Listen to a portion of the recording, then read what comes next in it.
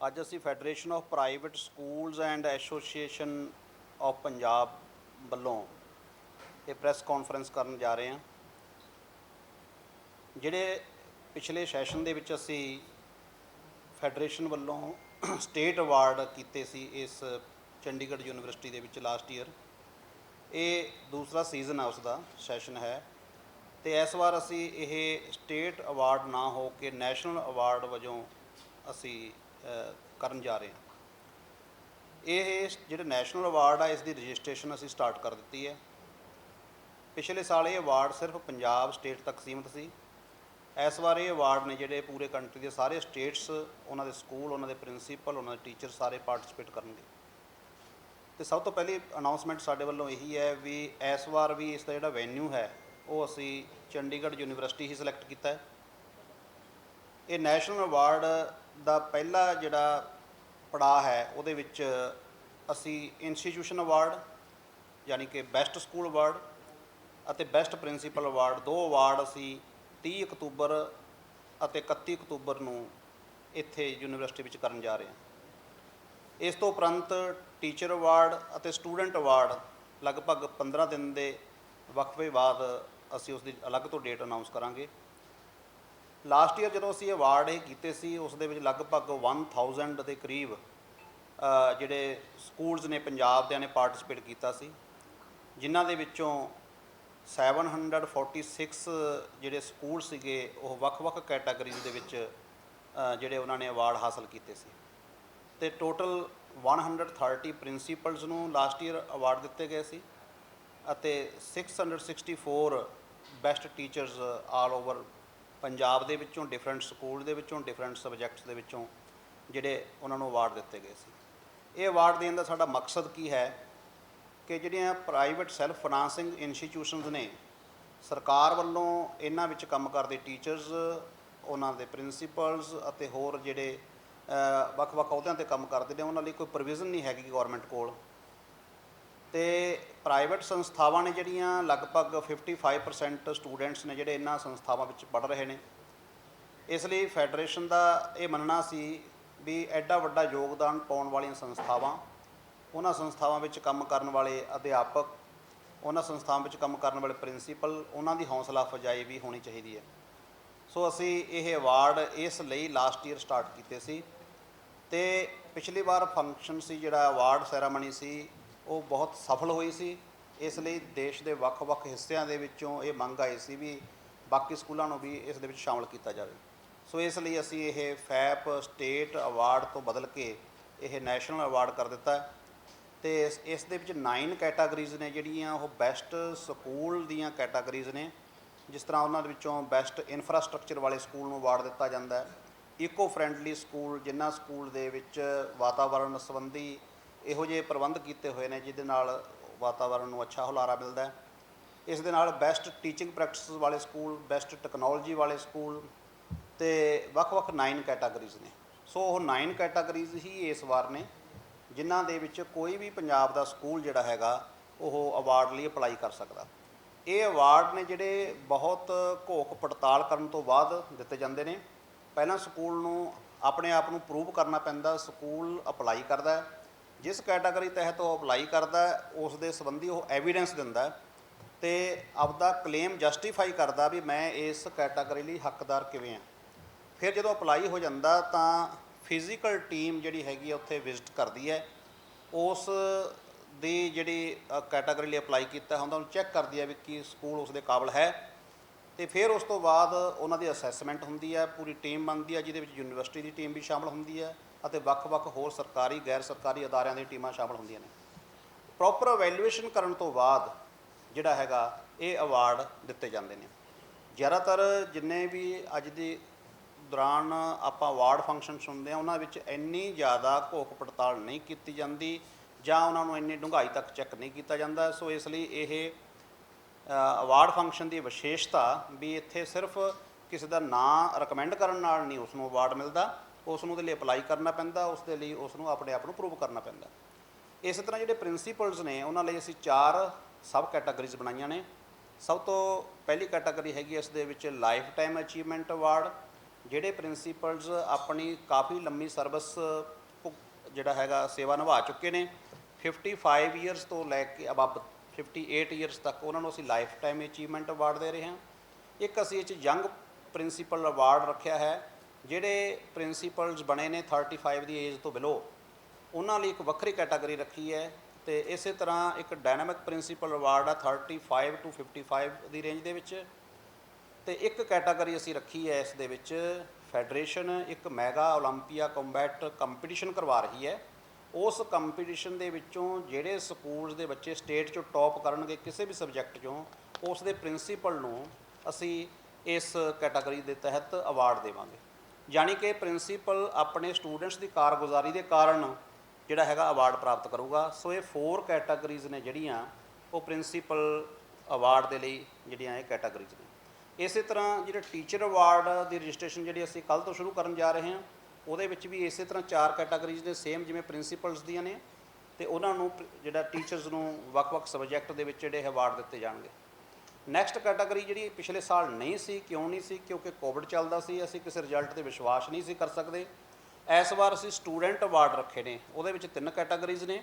ਪਹਿਲੀ ਕੈਟਾਗਰੀ ਹੈਗੀ ਆ ਕਿਸੇ ਵੀ ਬੋਰਡ ਦੇ ਵਿੱਚੋਂ, ਉਹਨੇ 10th ਦੇ ਵਿੱਚੋਂ ਬੱਚੇ ਨੇ ਜਾਂ 10+2 ਦੇ ਵਿੱਚੋਂ 99% ਤੋਂ ਜ਼ਿਆਦਾ ਜਿਨ੍ਹਾਂ ਨੇ ਮਾਰਕਸ ਹਾਸਲ ਕੀਤੇ ਨੇ, ਜਿੰਨੇ ਵੀ ਪੰਜਾਬ ਦੇ ਬੱਚੇ ਨੇ, ਚਾਹੇ ਪੰਜਾਬ ਸਕੂਲ ਐਜੂਕੇਸ਼ਨ ਬੋਰਡ ਆ ਜਾਂ CBSE ਆ ਜਾਂ ਦੂਸਰੇ ਬੋਰਡ ਨੇ, ਉਹ ਬੱਚਿਆਂ ਨੂੰ ਇੱਥੇ ਸਨਮਾਨਿਤ ਕੀਤਾ ਜਾਊਗਾ। ਦੂਸਰੀ ਇਸ ਦੇ ਵਿੱਚ ਸਪੋਰਟਸ ਕੈਟਾਗਰੀ ਹੈ। ਉਸ ਕੈਟਾਗਰੀ ਦੇ ਤਹਿਤ ਕਿਸੇ ਵੀ ਪੰਜਾਬ ਦੇ ਬੱਚੇ ਨੇ ਨੈਸ਼ਨਲ ਲੈਵਲ ਦੇ ਉੱਤੇ ਕਿਸੇ ਗੇਮਸ ਦੇ ਵਿੱਚੋਂ ਪੋਜੀਸ਼ਨ ਲਈ ਹੈ, ਜਿਹੜੀਆਂ ਗੇਮਸ ਦੀ ਗ੍ਰੇਡੇਸ਼ਨ ਹੋ ਸਕਦੀ ਹੈ, ਉਹ ਬੱਚਿਆਂ ਨੂੰ ਵੀ ਅਸੀਂ ਇੱਥੇ ਸਨਮਾਨਿਤ ਜਿਹੜਾ ਹੈਗਾ ਕਰਨ ਜਾ ਰਹੇ ਹਾਂ। ਤੀਸਰੀ ਕੈਟਾਗਰੀ ਹੈ, ਮੈਂ ਦੱਸਿਆ ਵੀ ਅਸੀਂ ਬਹੁਤ ਵੱਡੇ ਪੱਧਰ ਦੇ ਉੱਤੇ ਇੱਕ ਕੰਪੀਟੀਸ਼ਨ ਕਰਵਾ ਰਹੇ ਹਾਂ ਬੱਚਿਆਂ ਦਾ, ਮੈਗਾ ਓਲੰਪੀਆ ਕੰਬੈਟ ਦੇ ਨਾਂ ਦੇ ਉੱਤੇ। ਉਹਦੇ ਵਿੱਚ 5 ਸਬਜੈਕਟਸ ਨੇ, 3rd ਸਟੈਂਡਰਡ ਤੋਂ ਲੈ ਕੇ 10+2 ਤੱਕ ਸਟੈਂਡਰਡ ਤੱਕ ਇਹ ਐਗਜ਼ਾਮ ਹੈ। ਉਹਦੇ ਵਿੱਚੋਂ ਜਿਹੜੇ ਬੱਚੇ ਪੋਜੀਸ਼ਨਸ ਵਿਨ ਕਰਨਗੇ, ਉਹਨਾਂ ਨੂੰ ਅਸੀਂ ਮੈਗਾ ਓਲੰਪੀਆ ਚੈਂਪੀਅਨ ਦੇ ਨਾਂ ਦੇ ਉੱਤੇ ਇਹ ਜਿਹੜੇ ਅਵਾਰਡ ਦੇਣ ਜਾ ਰਹੇ ਹਾਂ। ਸੋ ਇਹ 4 ਕੈਟਾਗਰੀਜ਼ ਦੇ ਅਵਾਰਡ ਨੇ ਜਿਹੜੇ ਉਹ ਹੋਣ ਜਾ ਰਹੇ ਨੇ। ਅਤੇ ਪਹਿਲੇ ਜਿਹੜੇ ਅਵਾਰਡ ਫੰਕਸ਼ਨ ਹੈਗਾ ਉਹ ਚੰਡੀਗੜ੍ਹ ਯੂਨੀਵਰਸਿਟੀ ਦੇ ਵਿੱਚ ਫੈਡਰੇਸ਼ਨ ਦੇ ਵੱਲੋਂ 30 ਅਕਤੂਬਰ ਅਤੇ 31 ਅਕਤੂਬਰ ਨੂੰ ਅਸੀਂ ਕਰਾਉਣ ਜਾ ਰਹੇ ਹਾਂ। ਇਸ ਤੋਂ ਇਲਾਵਾ ਜਿੱਥੇ ਫੈਡਰੇਸ਼ਨ ਆਪਦਾ ਯੋਗਦਾਨ, ਸੰਸਥਾਵਾਂ ਆਪਦਾ ਯੋਗਦਾਨ ਸਿਹਤ ਐਜੂਕੇਸ਼ਨ ਦੇ ਖੇਤਰ ਵਿੱਚ ਦੇ ਰਹੀਆਂ ਨੇ, ਉਸ ਦੇ ਨਾਲ ਹੀ ਜਿਹੜਾ ਫੈਡਰੇਸ਼ਨ ਨੇ ਅਤੇ ਇਸ ਦੇ ਇੱਕ ਸਹਿਯੋਗੀ ਆਪਣਾ ਪੰਜਾਬ ਫਾਊਂਡੇਸ਼ਨ ਨੇ, ਅਸੀਂ ਵਾਤਾਵਰਣ ਦੇ ਖੇਤਰ ਦੇ ਵਿੱਚ ਅਤੇ ਸਿਹਤ ਦੇ ਖੇਤਰ ਵਿੱਚ ਵੀ ਆਪਦੀਆਂ ਸੇਵਾਵਾਂ ਸ਼ੁਰੂ ਕੀਤੀਆਂ ਨੇ। ਅਤੇ ਇੱਕ ਮੈਂ ਬਹੁਤ ਅੱਛੀ ਅਨਾਊਂਸਮੈਂਟ ਹੈ ਸਾਰਿਆਂ ਦੇ ਲਈ ਜਾਣਨ ਲਈ, ਬਹੁਤ ਮਤਲਬ ਵਧੀਆ ਉੱਦਮ ਕਰ ਰਹੇ ਨੇ ਸਕੂਲਾਂ ਦੇ ਵਿਦਿਆਰਥੀ। 12 ਸਤੰਬਰ ਨੂੰ ਜਿਹੜੀ ਹੁਣ ਆਉਣ ਵਾਲੀ 12 ਸਤੰਬਰ ਆ, ਇਸ ਨੂੰ ਪੰਜਾਬ ਦੇ ਸਕੂਲਾਂ ਦੇ ਸਾਰੇ ਬੱਚੇ ਇੱਕ ਰਿਕਾਰਡ ਸਥਾਪਿਤ ਕਰਨ ਜਾ ਰਹੇ ਨੇ, ਜਿਹਨੂੰ ਅਸੀਂ ਮੰਨਦੇ ਹਾਂ ਵੀ ਅੱਜ ਤੱਕ ਸਕੂਲਾਂ ਦੇ ਵਿਦਿਆਰਥੀਆਂ ਨੇ ਐਡੀ ਵੱਡੀ ਤਾਦਾਦ ਦੇ ਵਿੱਚ ਪੌਦੇ ਨਹੀਂ ਲਗਾਏ ਹੋਣੇ। ਅਤੇ ਉਹਦੇ ਲਈ ਸਾਡੇ ਕੋਲ ਰਜਿਸਟ੍ਰੇਸ਼ਨ ਹੋ ਚੁੱਕੀ ਹੈ। 12 ਸਤੰਬਰ ਨੂੰ ਪੰਜਾਬ ਦੇ ਸਕੂਲਾਂ ਦੇ ਵਿਦਿਆਰਥੀ ਮਿਸ਼ਨ ਹਰਿਆਲੀ ਦੇ ਨਾਂ ਤਹਿਤ 5 ਲੱਖ ਪੌਦੇ ਲਗਾਉਣ ਜਾ ਰਹੇ ਨੇ। ਸੋ ਇਹ ਉਪਰਾਲਾ ਇਸ ਵਾਰ ਅਸੀਂ ਨਵਾਂ ਸਟਾਰਟ ਕੀਤਾ ਅਤੇ ਉਹਦੇ ਲਈ ਰਜਿਸਟ੍ਰੇਸ਼ਨ ਸਾਡੇ ਕੋਲ ਹੋ ਚੁੱਕੀ ਹੈ। ਬਹੁਤ ਬੱਚਿਆਂ 'ਚ ਉਤਸ਼ਾਹ, ਉਹਨਾਂ ਦੇ ਮਾਪਿਆਂ 'ਚ ਉਤਸ਼ਾਹ, ਹਰ ਇੱਕ ਸਕੂਲ ਦਾ ਟੀਚਰ, ਪ੍ਰਿੰਸੀਪਲ, ਮੈਨੇਜਮੈਂਟ ਸਾਰੇ ਪੌਦੇ ਲਗਾਵਾਂਗੇ। ਸੋ ਇਸ ਤਰ੍ਹਾਂ ਦੇ ਪ੍ਰੋਗਰਾਮ ਨੇ ਜਿਹੜੇ ਉਹ ਫੈਡਰੇਸ਼ਨ ਵੱਲੋਂ ਜਿਹੜੇ ਹੈਗੇ ਨੇ ਸਟਾਰਟ ਕੀਤੇ ਗਏ ਨੇ। ਸੋ ਇਹ ਅਵਾਰਡ ਫੰਕਸ਼ਨ ਵਾਸਤੇ ਰਜਿਸਟ੍ਰੇਸ਼ਨ ਸਾਡੇ ਕੋਲ ਪੰਜਾਬ ਤੋਂ ਬਾਹਰੋਂ ਸਾਰੀਆਂ ਸਟੇਟਸ ਦੇ ਵਿੱਚੋਂ ਆਉਣੀਆਂ ਸ਼ੁਰੂ ਹੋ ਗਈਆਂ ਨੇ। ਅਤੇ ਰਜਿਸਟ੍ਰੇਸ਼ਨ ਦੀ ਲਾਸਟ ਮਿਤੀ ਸਾਡੀ ਜਿਹੜੀ ਹੈਗੀ ਆ ਉਹ 30 ਸਤੰਬਰ ਹੈ। ਉਸ ਤੋਂ ਬਾਅਦ ਇਹ ਰਜਿਸਟ੍ਰੇਸ਼ਨ ਲਾਈਨਸ ਨੇ ਜਿਹੜੀਆਂ ਉਹ ਕਲੋਜ਼ ਕਰ ਦਿੱਤੀਆਂ ਜਾਣਗੀਆਂ ਜੀ।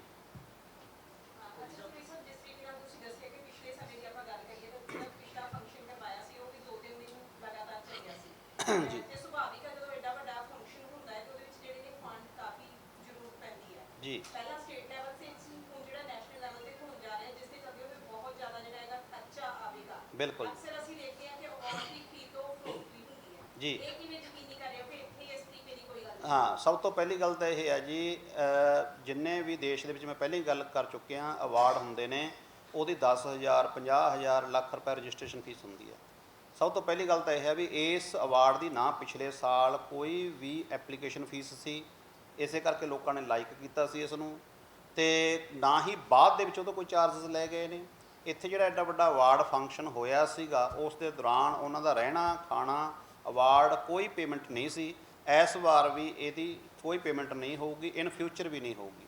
ਜਿੱਥੋਂ ਤੱਕ ਸਾਡੇ ਕੋਲ ਫੰਡਸ ਦਾ ਸਵਾਲ ਹੈ, ਸਾਡੇ ਜਿਹੜੇ ਇਸ ਆਰਗੇਨਾਈਜੇਸ਼ਨ ਦੇ ਮੈਂਬਰ ਨੇ ਉਹ 6500 ਸਕੂਲਸ ਨੇ, ਉਹਨਾਂ ਵਿੱਚੋਂ ਚੁਣਿੰਦੇ ਸਕੂਲ ਅਸੀਂ ਆਪਸ ਵਿੱਚ ਕੰਟਰੀਬਿਊਟ ਕਰਦੇ ਹਾਂ ਅਤੇ ਉਹ ਜਿਹੜਾ ਹੈਗਾ ਫੰਡਸ ਨਾਲ ਅਸੀਂ ਇਹ ਅਵਾਰਡ ਫੰਕਸ਼ਨ ਚਲਾਉਂਦੇ ਹਾਂ। ਦੂਸਰਾ, ਇਸ ਅਵਾਰਡ ਫੰਕਸ਼ਨ ਨੂੰ ਪਿਛਲੇ ਸਾਲ ਵੀ ਹੋਸਟ ਕੀਤਾ ਸੀ ਚੰਡੀਗੜ੍ਹ ਯੂਨੀਵਰਸਿਟੀ ਨੇ, ਸਰਦਾਰ ਸਤਨਾਮ ਸਿੰਘ ਸੰਧੂ ਸਾਹਿਬ ਦੀ ਅਗਵਾਈ ਹੇਠ ਇਹ ਹੋਇਆ ਸੀ। ਇਸ ਵਾਰ ਵੀ ਇਹਨਾਂ ਨੇ ਇਹ ਸਾਨੂੰ ਲਾਸਟ ਟਾਈਮ ਹੀ ਆਫਰ ਦੇ ਦਿੱਤੀ ਸੀ ਵੀ ਜਿਹੜਾ ਇਸ ਨੇਕ ਕੰਮ ਦੇ ਵਿੱਚ ਚੰਡੀਗੜ੍ਹ ਯੂਨੀਵਰਸਿਟੀ ਆਪਦਾ ਯੋਗਦਾਨ ਪਾਉਂਦੀ ਰਹੂਗੀ। ਸੋ ਜਿਹੜਾ ਇਹ ਵੈਨਿਊ ਆ ਜਾਂ ਇੱਥੋਂ ਦੇ ਅਰੇਂਜਮੈਂਟ ਦਾ ਜਿਹੜਾ ਸਾਰਾ ਖਰਚਾ ਉਹ ਪਿਛਲੇ ਸਾਲ ਵੀ ਚੰਡੀਗੜ੍ਹ ਯੂਨੀਵਰਸਿਟੀ ਨੇ ਚੁੱਕਿਆ ਸੀਗਾ ਅਤੇ ਇਸ ਵਾਰ ਵੀ ਅਸੀਂ ਇਹਨਾਂ ਨੂੰ ਬੇਨਤੀ ਕੀਤੀ ਹੈ ਵੀ ਇਸ ਚੰਗੇ ਕੰਮ ਦੇ ਵਿੱਚ ਤੁਸੀਂ ਸਾਡਾ ਸਾਥ ਦਿਓ ਜੀ। ਸਰ, ਜਿਸ ਤਰ੍ਹਾਂ ਆਪਾਂ ਗੱਲ ਕਰ ਰਹੇ ਕਿ ਲਾਸਟ ਈਅਰ ਆਪਾਂ 746 schools, 136 principal, 364 best teacher award ਜੀ ਸਵਾਲ ਇਹ ਹੈ ਕਿ ਜਿਹੜਾ ਤੁਸੀਂ ਇਹ ਟਾਈਮ ਰੱਖਿਆ ਰਜਿਸਟ੍ਰੇਸ਼ਨ ਦਾ ਉਹ 30 ਸਤੰਬਰ ਹੈ ਜੀ ਆਪਣੀ ਡੇਟ। ਹਾਂਜੀ। ਉਸ ਤੋਂ ਬਾਅਦ ਤੁਹਾਡੇ ਕੋਲ 1 ਮਹੀਨੇ ਦਾ ਟਾਈਮ ਹੁੰਦਾ। ਮੈਨ ਪਾਵਰ ਕਿੱਥੋਂ ਲਿਆਉਂਦੇ ਹੋ ਜੀ ਜਿਹੜਾ ਤੁਸੀਂ ਨੈਸ਼ਨਲ ਅਵਾਰਡ ਤੇ ਜਾ ਕੇ ਵੈਰੀਫਿਕੇਸ਼ਨ ਕਿੱਦਾਂ ਕਰੋਗੇ ਸਕੂਲ ਦੀ? ਦੇਖੋ, ਸਭ ਤੋਂ ਪਹਿਲਾਂ ਮੈਂ ਤੁਹਾਨੂੰ ਹੁਣ ਤੋਂ ਹੀ ਦੱਸ ਦਿਆਂ, ਲਗਭਗ 25 ਪਰਸਨਸ ਨੇ ਜਿਹੜੇ ਇਹ ਅਸੀਂ ਇਕੱਲਾ ਇਨਵਾਈਟ ਆ ਜਿਹੜਾ ਉਹ ਕੋਈ ਮੋਬਾਈਲ ਜ਼ਰੀਏ ਜਾਂ ਮੇਲ ਰਾਹੀਂ ਨਹੀਂ ਜਾਂਦੇ, ਇਨਵਾਈਟ ਕਰਨ ਵੀ ਅਸੀਂ ਫਿਜ਼ੀਕਲ ਜਾ ਰਹੇ ਹਾਂ। ਆ ਜਿਹੜੀ ਕਿੱਟ ਹੈ ਜਿਹੜੀ ਤੋਂ ਮੇਰੇ ਹੱਥ ਦੇ ਵਿੱਚ ਹੈ, ਇਹ ਕਿੱਟ ਲੈ ਕੇ ਸਾਡੇ ਵਲੰਟੀਅਰਸ ਜਾਂਦੇ ਨੇ, ਜਿਹਦੇ 'ਚੋਂ ਅਸੀਂ ਯੂਨੀਵਰਸਿਟੀ ਦੀ ਮਦਦ ਲੈਂਦੇ ਹਾਂ। ਸਾਡੇ ਜਿਹੜੇ ਸਕੂਲਸ ਨੇ ਉਹਨਾਂ ਦੇ ਨੁਮਾਇੰਦੇ ਵੀ ਜਾਂਦੇ ਨੇ, ਉਹ ਇਕੱਲੇ ਪ੍ਰਿੰਸੀਪਲ ਨੂੰ ਸਕੂਲ 'ਚ ਜਾ ਕੇ ਗਾਈਡ ਕਰਕੇ ਆਉਂਦੇ ਨੇ ਅਤੇ ਉਹਨਾਂ ਨੂੰ ਸਾਰੀ ਕਿੱਟ ਦੇ ਕੇ ਆਉਂਦੇ ਨੇ, ਅਪਲਾਈ ਕਰਵਾਉਂਦੇ ਨੇ। ਇਸ ਜਿਹੜੀ ਰਜਿਸਟ੍ਰੇਸ਼ਨ 30 ਸਤੰਬਰ ਨੂੰ ਕਲੋਜ਼ ਕਰਨ ਜਾ ਰਹੇ ਹਾਂ, ਉਹਦਾ ਮਕਸਦ ਹੀ ਕੀ ਹੈ? ਸਾਡੇ ਕੋਲ ਹੁਣ ਡਾਟਾ ਆਨਲਾਈਨ ਸਬਮਿਟ ਹੋ ਰਿਹਾ, ਅਸੀਂ ਉਸ ਨੂੰ ਡਾਟੇ ਨੂੰ ਜਿਹੜਾ ਹੈਗਾ ਸੈੱਟ ਕਰਕੇ ਜਿਹੜੇ ਐਕਸਪਰਟਸ ਹਾਇਰ ਕਰਦੇ ਹਾਂ ਜਿਨ੍ਹਾਂ ਦਾ ਸੰਬੰਧ ਸਕੂਲ ਨਾਲ ਕਿਸੇ ਨਾਲ ਵੀ ਨਹੀਂ ਹੁੰਦਾ, ਚਾਹੇ ਉਹ ਅਸੀਂ ਯੂਨੀਵਰਸਿਟੀ ਤੋਂ ਲਈਏ, ਹੋਰ ਯੂਨੀਵਰਸਿਟੀ ਤੋਂ ਲੈਂਦੇ ਹਾਂ, SCRT ਤੋਂ, ਹੋਰ ਇਸ ਤਰ੍ਹਾਂ ਦੀਆਂ ਜਿਹੜੀਆਂ ਆਰਗੇਨਾਈਜੇਸ਼ਨਸ ਨੇ ਜਿਨ੍ਹਾਂ ਦਾ ਸਕੂਲਾਂ ਨਾਲ ਸਿੱਧਾ ਸੰਬੰਧ ਨਹੀਂ ਹੈਗਾ। ਸੋ ਅਸੀਂ ਉਹਨਾਂ ਵਿੱਚ ਕੰਮ ਕਰਦੇ ਰਿਟਾਇਰਡ ਜਿਹੜੇ ਕੋਈ ਵਧੀਆ ਪਰਸਨੈਲਿਟੀਜ਼ ਨੇ ਉਹਨਾਂ ਨੂੰ ਅਸੀਂ ਇੰਗੇਜ ਕਰਦੇ ਹਾਂ ਅਤੇ ਉਹ ਫਿਰ ਟੀਮ ਲਗਭਗ 60-70 ਬੰਦਿਆਂ ਦੀ ਟੀਮ ਬਣਦੀ ਹੈ। ਤਾਂ ਸਾਰੀਆਂ ਐਪਲੀਕੇਸ਼ਨਸ ਨੂੰ ਜਿਹੜਾ ਅਵੈਲੂਏਟ ਕਰਦੇ ਨੇ। ਔਰ ਇੱਕ ਹੋਰ ਦੱਸਣ ਲਾਇਕ ਗੱਲ ਹੈ, ਉਹ ਫਿਰ ਇੱਕ ਬੰਦੇ ਨਾਲ ਜ਼ੂਮ ਦੇ ਉੱਤੇ ਇੰਟਰੈਕਟ ਕਰਦੇ ਨੇ, ਇੰਟਰਵਿਊ ਲੈਂਦੇ ਨੇ। ਅਗਰ ਪ੍ਰਿੰਸੀਪਲ ਨੇ ਅਪਲਾਈ ਕੀਤਾ, ਟੀਚਰ ਨੇ ਅਪਲਾਈ ਕੀਤਾ, ਉਹ ਇੰਟਰਵਿਊ ਲੈਂਦੇ ਨੇ ਵੀ ਤੁਸੀਂ ਆਪਦੇ ਕਲੇਮ ਬਾਰੇ ਕੀ ਕਹਿਣਾ ਚਾਹੁੰਦੇ ਹੋ। ਅਤੇ ਉਹ ਜਿਹੜੇ ਪ੍ਰਿੰਸੀਪਲ ਅਤੇ ਟੀਚਰਸ ਨੇ ਉਹ ਆਪਦੇ ਕਲੇਮ ਨੂੰ ਜਸਟੀਫਾਈ ਕਰਨ ਵਾਸਤੇ ਉਹਨਾਂ ਨੂੰ ਅਸੀਂ 5 ਟੌਪਿਕ ਦਿੱਤੇ ਨੇ ਡਿਫਰੈਂਟ। ਉਸ ਟੌਪਿਕ ਦੇ ਉੱਤੇ 2 ਜਾਂ 3 ਮਿੰਟ ਦੀ ਵੀਡੀਓ ਬਣਾ ਕੇ ਵੀ ਭੇਜਦੇ ਨੇ, ਜਿਸ ਨੂੰ ਉੱਥੇ ਫਿਰ ਅਸੀਂ ਰਨ ਕਰਕੇ ਦੇਖਦੇ ਹਾਂ ਵੀ ਜਿਹੜਾ ਹੈਗਾ ਵੀ ਉਹਨਾਂ ਦੀ ਕਿੰਨੀ ਡੀਪ ਨੌਲੇਜ ਹੈ ਇਸ ਸਬਜੈਕਟ ਬਾਰੇ। ਕੁਛ ਉਹਨਾਂ ਦੀ ਪ੍ਰੋਫਾਈਲ ਆਉਂਦੀ ਹੈ, ਹਰ ਇੱਕ ਦੇ ਮਾਰਕਸ ਰੱਖੇ ਜਾਂਦੇ ਨੇ, 100 ਮਾਰਕਸ ਦੇ ਵਿੱਚੋਂ ਫਿਰ ਅਵੈਲੂਏਟ ਕਰਕੇ ਫਿਰ ਇਹ ਅਵਾਰਡ ਦਿੱਤੇ ਜਾਂਦੇ ਨੇ। ਸਰ, ਜਿਹੜੇ ਇੰਡੀਵਿਜੂਅਲ ਅਵਾਰਡਸ ਹੈਗੇ, ਭਾਵੇਂ ਬੈਸਟ ਸਟੂਡੈਂਟ ਦਾ ਹੋ ਗਿਆ, ਬੈਸਟ ਟੀਚਰ ਦਾ ਹੋ ਗਿਆ, ਇਹ ਰეკਮੈਂਡਡ ਬਾਈ ਪ੍ਰਿੰਸੀਪਲ ਹੋਣਗੇ ਜਾਂ ਸਟੂਡੈਂਟ ਜਾਂ ਟੀਚਰ ਆਪਣੇ ਬਿਹਾਫ ਤੇ ਵੀ ਅਪਲਾਈ ਕਰ ਸਕਦੇ? ਦੋਨੋਂ ਤਰੀਕੇ ਨੇ ਜੀ। ਬੈਸਟ ਟੀਚਰ ਅਵਾਰਡ ਦਾ ਅਸੀਂ ਸਿੰਪਲ ਮੈਥਡ ਰੱਖਿਆ ਵੀ ਹਰ ਇੱਕ ਸਕੂਲ ਆਪਦਾ ਚੁਣਿੰਦਾ ਇੱਕ ਬੈਸਟ ਟੀਚਰ ਸਾਨੂੰ ਨਾਮ ਭੇਜੇ ਅਤੇ ਨਾਲ ਜਸਟੀਫਿਕੇਸ਼ਨ ਦੇਵੇ ਵੀ ਇਹ ਬੈਸਟ ਟੀਚਰ ਕਿਵੇਂ ਆ। ਦੂਸਰੀ, ਅਸੀਂ ਮੰਨ ਲਓ ਮੈਂ ਕਿਸੇ ਸਕੂਲ 'ਚ ਟੀਚਰ ਦੇ ਤੌਰ 'ਤੇ ਕੰਮ ਕਰ ਰਿਹਾ, ਮੇਰਾ ਨਾਂ ਰਿਕਮੈਂਡ ਨਹੀਂ ਕੀਤਾ, ਪਰ ਮੈਂ ਸਮਝਦਾ ਮੈਂ ਡਿਜ਼ਰਵ ਕਰਦਾ ਇਸ ਅਵਾਰਡ ਦੇ ਲਈ, ਉਹਦੇ ਲਈ ਅਸੀਂ ਇੱਕ ਓਪਨ ਕੈਟਾਗਰੀ ਰੱਖੀ ਹੈ। ਉਹਦੇ 'ਚ ਚਾਹੇ ਸਕੂਲ ਦੇ ਸਾਰੇ ਟੀਚਰ ਅਪਲਾਈ ਕਰਦੇ ਨੇ। ਸੋ ਅਸੀਂ ਓਪਨ ਕੈਟਾਗਰੀ ਦੇ ਅੰਡਰ ਡਿਫਰੈਂਟ ਅਵਾਰਡ ਰੱਖੇ ਨੇ ਜਿਹੜੇ ਉਸ ਦੇ ਨਾਲ ਮੇਲ ਨਹੀਂ ਖਾਂਦੇ, ਅਤੇ ਜਿਹੜੀ ਨੋਮੀਨੇਸ਼ਨ ਹੈਗੀ ਹੈ ਉਹਦੇ ਲਈ ਅਲੱਗ ਰੱਖੇ ਨੇ। ਸਰ ਤੁਹਾਡੇ ਲਈ ਇਹ ਸਵਾਲ ਸਰ, ਜਦੋਂ ਅਸੀਂ ਗੱਲ ਕਰਦੇ ਹਾਂ ਪੰਜਾਬ ਦੀ ਸਿੱਖਿਆ ਦੀ, ਤੇ ਜਿੱਥੇ ਸਕੂਲਾਂ ਦਾ ਜਿਹੜਾ ਇੱਕ ਵੱਡਾ ਯੋਗਦਾਨ ਆ ਮੁੱਢਲੀ ਸਿੱਖਿਆ ਦੇ ਵਿੱਚ, ਉੱਥੇ ਜਦੋਂ ਅਸੀਂ ਅਗਲੇਰੀ ਸਿੱਖਿਆ ਦੀ ਗੱਲ ਕਰਦੇ ਹਾਂ ਤੇ ਕਾਲਜਾਂ ਦਾ ਪ੍ਰਾਈਵੇਟ ਕਾਲਜ ਬਹੁਤ ਜ਼ਿਆਦਾ ਨਹੀਂ ਪੰਜਾਬ ਦੇ ਵਿੱਚ। ਤੁਹਾਡੀ ਇੱਕ ਯੂਨੀਵਰਸਿਟੀ ਬਣ ਗਈ ਆ, ਤੁਸੀਂ ਪੁੱਟਿਆ ਔਰ ਹੋਰ ਜਿਹੜੀਆਂ ਵੱਖ-ਵੱਖ ਸੰਸਥਾਵਾਂ ਨੇ ਉਹਨਾਂ ਦੇ ਵੀ ਅਹੁਦੇਦਾਰ ਔਰ ਮੈਂਬਰਾਂ ਦੇ ਵਿੱਚੋਂ ਇੱਕ ਹੋ। ਕੀ ਆਉਣ ਵਾਲੇ ਸਮੇਂ ਦੇ ਵਿੱਚ ਕਾਲਜਾਂ ਦੇ ਲੈਵਲ ਤੇ ਵੀ ਕੋਈ ਇਸ ਤਰੀਕੇ ਦਾ ਜਿਹੜਾ ਫੰਕਸ਼ਨ ਅੱਜ ਹੋਸਟ ਆਰਗੇਨਾਈਜ਼ਰ ਬਣਨ ਜਾ ਰਹੇ ਹੋ, ਕੋਈ ਹੈ ਤਾਂ ਨਹੀਂ ਫਿਊਚਰ ਪਲਾਨ? ਜੀ ਮੈਮ, ਬਹੁਤ ਅੱਛਾ ਸਵਾਲ ਆ। ਅਨਫੋਰਚੂਨੇਟਲੀ ਬਹੁਤ ਵੱਡਾ ਖਲਾ ਹੈਗਾ ਸਿਸਟਮ 'ਚ। ਮੈਂ नहीं मैं इधर शिफ्ट हो जाता हूँ। नहीं आप बैठे रहिए। अच्छा, आप अपनी चेयर ना हिलने देना। ठीक। ਬੇਸਿਕਲੀ ਮੈਂ ਸਭ ਤੋਂ ਪਹਿਲਾਂ ਤਾਂ ਧੰਨਵਾਦ ਕਰਨਾ ਚਾਹੁੰਦਾ ਧੂਰੀ ਸਾਹਿਬ ਦਾ, ਪ੍ਰਾਈਵੇਟ ਸਕੂਲ ਫੈਡਰੇਸ਼ਨ ਦਾ, ਜਿਨ੍ਹਾਂ ਨੇ ਸੈਕੰਡ ਟਾਈਮ ਚੰਡੀਗੜ੍ਹ ਯੂਨੀਵਰਸਿਟੀ ਨੂੰ ਇਹ ਸੇਵਾ ਦਾ ਮੌਕਾ ਦਿੱਤਾ ਹੈਗਾ। ਔਰ ਇਸ ਦੇ ਨਾਲ ਹੀ ਮੈਂ ਇਸ ਗੱਲ ਦੀ ਸ਼ਲਾਘਾ ਕਰਨਾ ਚਾਹੁੰਦਾ ਕਿ ਇਹ ਉਪਰਾਲਾ ਜਿਹੜਾ ਹੈਗਾ, ਇਸ ਦੇ 2 ਆਸਪੈਕਟ ਹੈ। ਤੁਹਾਡੇ ਸਵਾਲ ਦੇ ਜਵਾਬ ਤੋਂ ਪਹਿਲਾਂ ਮੈਂ ਕਲੀਅਰ ਕਰਨਾ ਚਾਹੁੰਦਾ।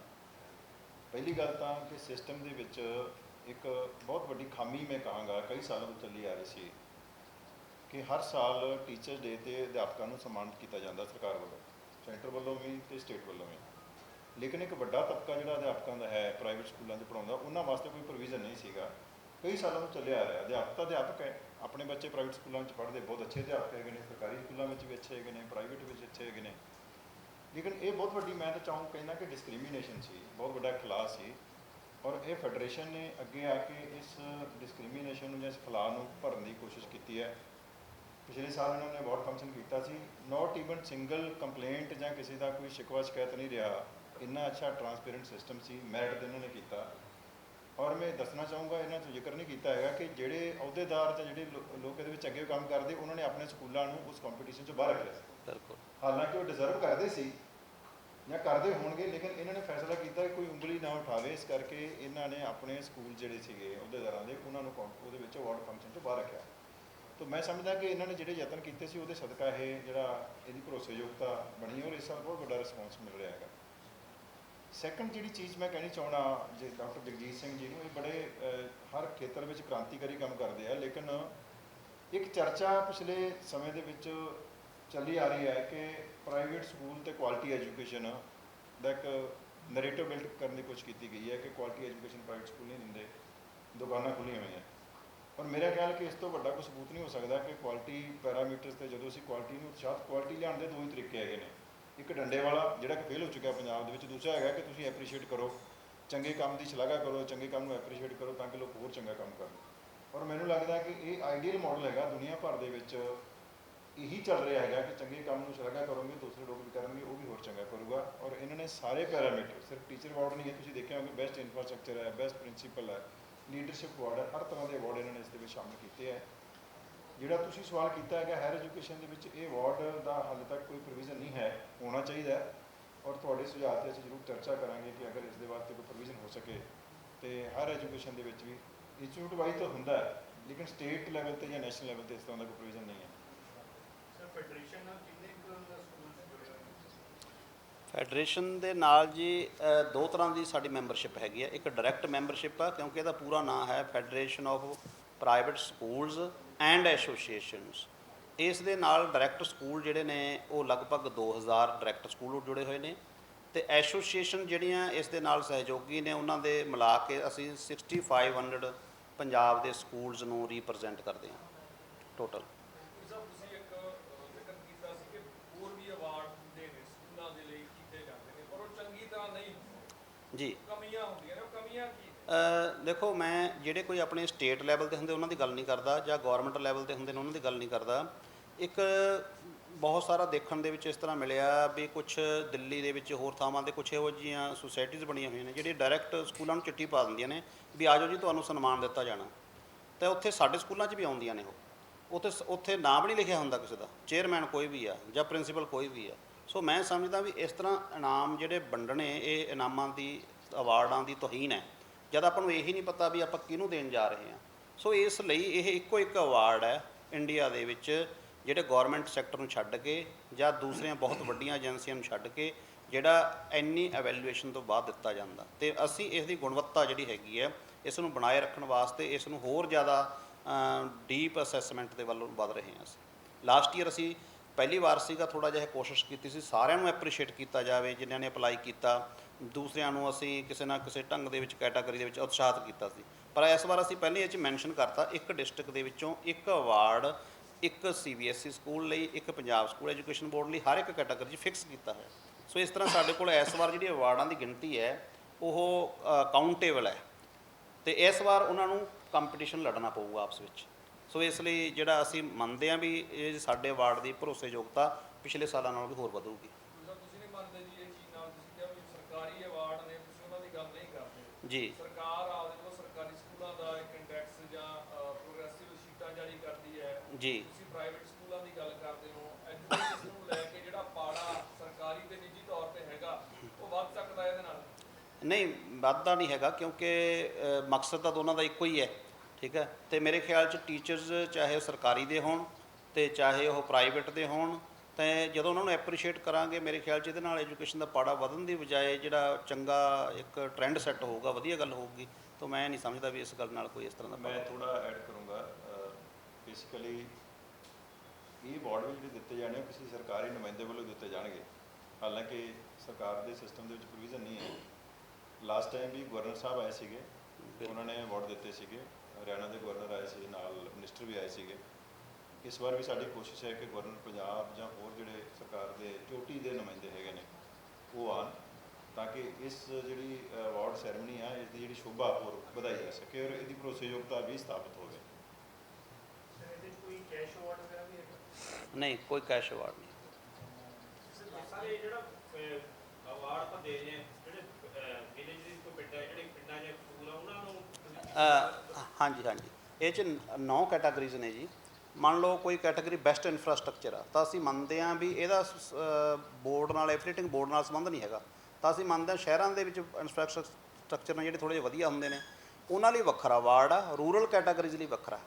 ਅਤੇ ਇਸੇ ਤਰ੍ਹਾਂ ਜਦੋਂ ਅਸੀਂ ਹੋਰ ਕਿਸੇ ਕੈਟਾਗਰੀ ਦੀ ਗੱਲ ਕਰਦੇ ਹਾਂ, ਉੱਥੇ ਕਿਤੇ CBSE ਸਕੂਲਸ ਅਤੇ ਪੰਜਾਬ ਬੋਰਡ ਆ, ਯਾਨੀ ਕਿ ਹਰ ਅਵਾਰਡ ਦੇ ਲਈ ਨਿਸ਼ਚਿਤ ਕੀਤਾ ਗਿਆ ਵੱਖਰੀਆਂ ਵੱਖਰੀਆਂ ਕੈਟਾਗਰੀਜ਼ ਅਤੇ sub category, rural, urban, Punjab school education board ਦੇ ਸਕੂਲ ਦੇ, CBSE ਐਂਡ ਅਦਰ ਬੋਰਡਸ ਦੇ ਸਕੂਲ। ਸੋ ਸਾਰੀ ਕੈਟਾਗਰੀ ਅਸੀਂ ਐਕਸਪਲੇਨ ਕੀਤਾ ਹੈ ਪਹਿਲਾਂ ਵੀ ਵੱਖਰੇ ਵੱਖਰੇ ਨਾਮ ਨੇ। ਇਹ ਨਹੀਂ ਹੈਗਾ ਵੀ ਪੰਜਾਬ ਸਕੂਲ ਐਜੂਕੇਸ਼ਨ ਬੋਰਡ ਵਾਲੇ ਨੂੰ ਜਿਹੜਾ ਹੈਗਾ ਉਹ CBSE ਨਾਲ ਕੰਪੀਟ ਕਰਨਾ ਪਊਗਾ, ਇਸ ਤਰ੍ਹਾਂ ਨਹੀਂ ਹੈਗਾ। ਜਾਂ ਪਿੰਡਾਂ ਵਾਲੇ ਸਕੂਲਾਂ ਨੂੰ ਸ਼ਹਿਰਾਂ ਵਾਲੇ ਨਾਲ ਕਿਸੇ ਗੱਲ ਦੇ ਵਿੱਚ ਕੰਪੀਟ ਕਰਨਾ ਪਊਗਾ, ਇਸ ਤਰ੍ਹਾਂ ਨਹੀਂ ਹੈ। ਹਾਂ, ਕੁਝ ਕੈਟਾਗਰੀ ਇਹੋ ਜਿਹੀਆਂ ਨੇ ਜਿਹੜੀਆਂ ਸਾਰਿਆਂ ਲਈ ਕਾਮਨ ਨੇ, ਜਿਵੇਂ ਇਕੋ ਫਰੈਂਡਲੀ ਹੈ, ਇਹ ਸਾਰਿਆਂ ਲਈ ਕਾਮਨ ਹੈ।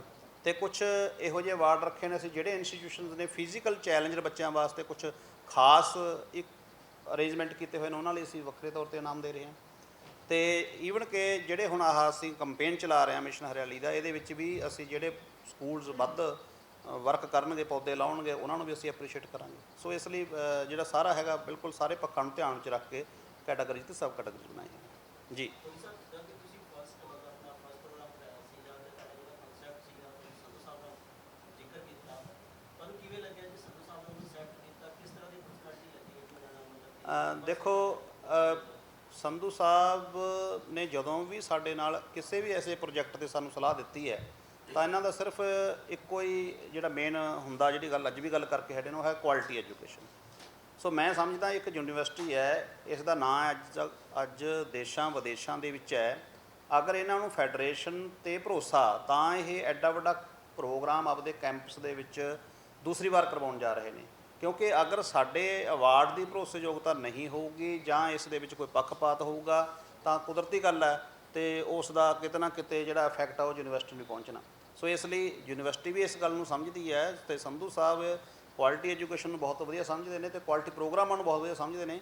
ਇਸ ਲਈ ਇਹ ਜਿਹੜਾ ਅੱਜ ਸੈਕੰਡ ਟਾਈਮ ਹੋਣ ਜਾ ਰਿਹਾ, ਇਹ ਆਪਣੇ ਆਪ 'ਚ ਸਬੂਤ ਹੈ ਇਸ ਗੱਲ ਦਾ ਵੀ ਦੋਨੇ ਸੰਸਥਾਵਾਂ ਨੇ ਜਿਹੜੀਆਂ ਉਹ ਮਿਲ ਕੇ ਜਿਹੜਾ ਹੈਗਾ ਪੰਜਾਬ ਦੇ ਲਈ ਬਿਹਤਰੀ ਦੇ ਕੰਮ ਕਰਨ ਜਾ ਰਹੀਆਂ। ਧੂਰੀ ਸਾਹਿਬ ਦੀ ਟਾਈਅਪ ਤੋਂ ਨਾ ਠੀਕ ਰਹੇਗਾ ਅੱਗੇ ਹਾਂਜੀ, ਇਸ ਚੀਜ਼ ਦੀ ਤੁਸੀਂ ਗਰੰਟੀ ਦਿੰਦੇ ਸੰਧੂ ਸਾਹਿਬ ਨੂੰ ਫਿਊਚਰ 'ਚ ਟਾਈਅਪ ਠੀਕ ਰਹੇਗਾ ਤੁਹਾਡਾ? ਨਹੀਂ, ਮੈਨੂੰ ਭਰੋਸਾ ਜੀ, ਗਰੰਟੀ ਦੀ ਲੋੜ ਨਹੀਂ। ਮੈਂ ਬੇਨਤੀ ਕਰੂੰਗਾ ਕਿ ਇੱਕ ਹੋਰ ਬਹੁਤ ਵੱਡਾ ਕੰਮ ਧੂਰੀ ਸਾਹਿਬ ਦੇ ਆਉਣ ਦੇ ਨਾਲ ਹੋ ਰਿਹਾ ਹੈਗਾ ਕਿ ਜਿਹੜਾ ਇੱਕ ਹਾਇਰ ਐਜੂਕੇਸ਼ਨ ਅਤੇ ਸਕੂਲ ਐਜੂਕੇਸ਼ਨ ਵਿੱਚ ਵੀ ਗੈਪ ਹੈ, ਜਿਵੇਂ ਪ੍ਰਾਈਵੇਟ ਅਤੇ ਸਰਕਾਰੀ ਵਿੱਚ ਹੈ, ਇੱਥੇ ਵੀ ਵੱਖਰੀ ਦੁਨੀਆ ਹੈ। ਤੁਸੀਂ ਸਰਕਾਰ 'ਚ ਵੀ ਦੇਖੋਗੇ ਸਕੂਲ ਐਜੂਕੇਸ਼ਨ ਵਾਲੇ ਅਲੱਗ ਤਰ੍ਹਾਂ ਨਾਲ ਕੰਮ ਕਰਦੇ, ਉਹਨਾਂ ਦਾ ਕਦੇ ਹਾਇਰ ਐਜੂਕੇਸ਼ਨ ਨਾਲ ਜੁਆਇੰਟ ਮੀਟਿੰਗਾਂ ਤੁਸੀਂ ਕਦੇ ਕਵਰ ਨਹੀਂ ਕੀਤੀਆਂ ਹੋਣਗੀਆਂ।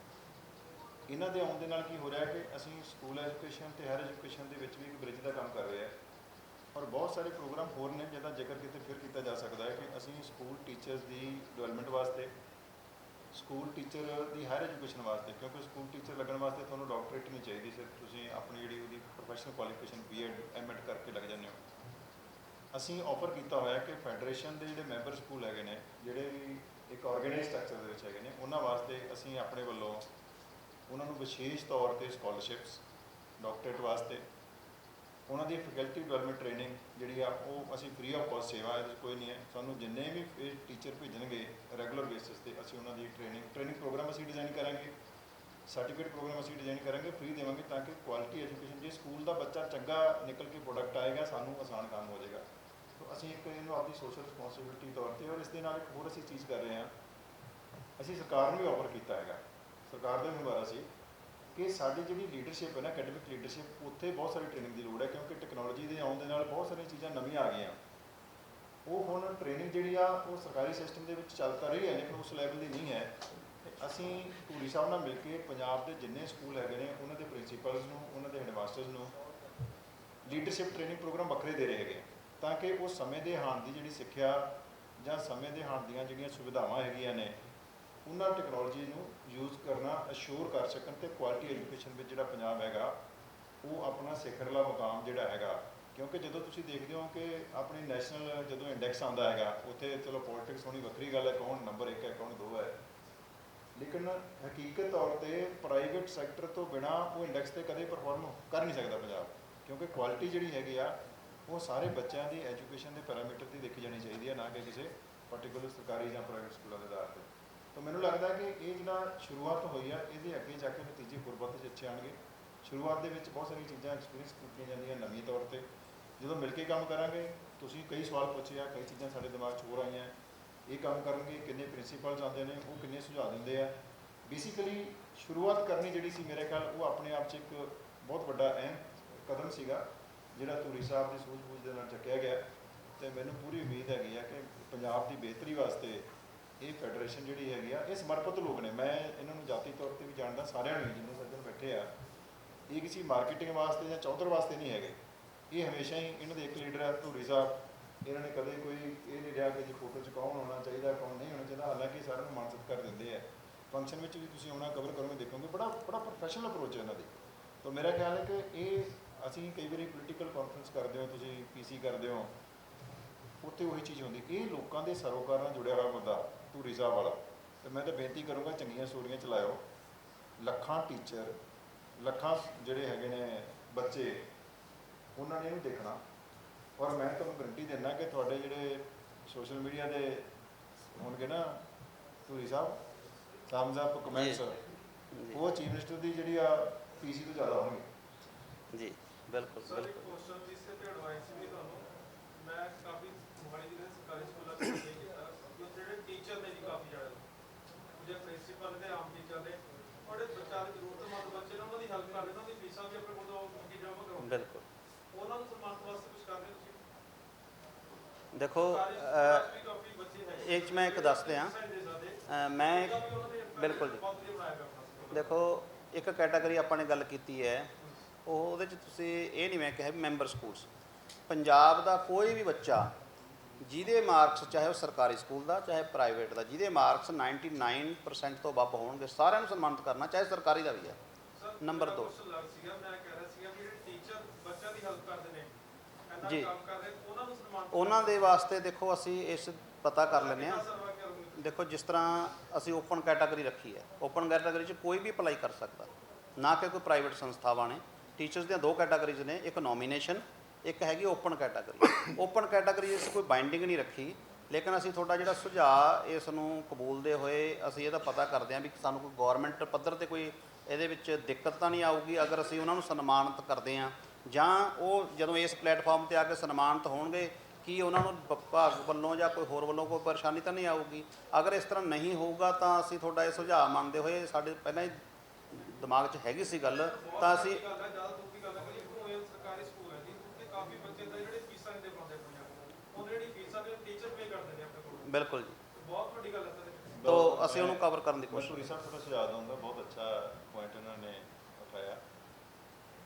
ਹੁਣ ਪਿੱਛੇ ਤੁਸੀਂ ਦੇਖਿਆ ਹੋਣਾ ਕਿ ਪਿਛਲੇ ਸਾਲ ਪਹਿਲਾਂ ਜਿਹੜੇ ਪਦਮਾ ਅਵਾਰਡ ਮਿਲਦੇ ਸੀ, ਇਹ ਸਰਕਾਰ ਦੀ ਸਟੇਟ ਗਵਰਨਮੈਂਟ ਦੀ ਰਿਕਮੈਂਡੇਸ਼ਨ ਤੋਂ ਬਾਅਦ ਮਿਲਦੇ ਸੀ, ਸਟੇਟ ਗਵਰਨਮੈਂਟ ਭੇਜਦੀ ਸੀ, ਉਸ ਤੋਂ ਬਾਅਦ ਉਹਨਾਂ ਵਿੱਚੋਂ ਕੰਪੀਟੀਸ਼ਨ ਹੋ ਜਾਂਦਾ ਸੀ। ਪਿਛਲੇ ਸਾਲ ਗਵਰਨਮੈਂਟ ਆਫ ਇੰਡੀਆ ਨੇ ਇਹਨੂੰ ਪੀਪਲ ਅਵਾਰਡ ਬਣਾ ਦਿੱਤਾ ਕਿ ਕੋਈ ਵੀ ਤੁਸੀਂ ਰਿਕਮੈਂਡੇਸ਼ਨ ਤੁਸੀਂ ਆਮ ਸਿਟੀਜ਼ਨ ਵੀ ਕਰ ਸਕਦੇ ਹੋ।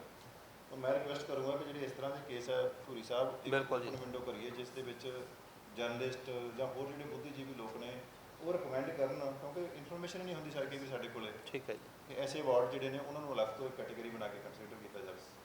ਇਹਨੂੰ ਕਰ ਦੇਣਾ ਚੱਲ। ਥੈਂਕ ਯੂ ਜੀ, thank you so much. 1 minute.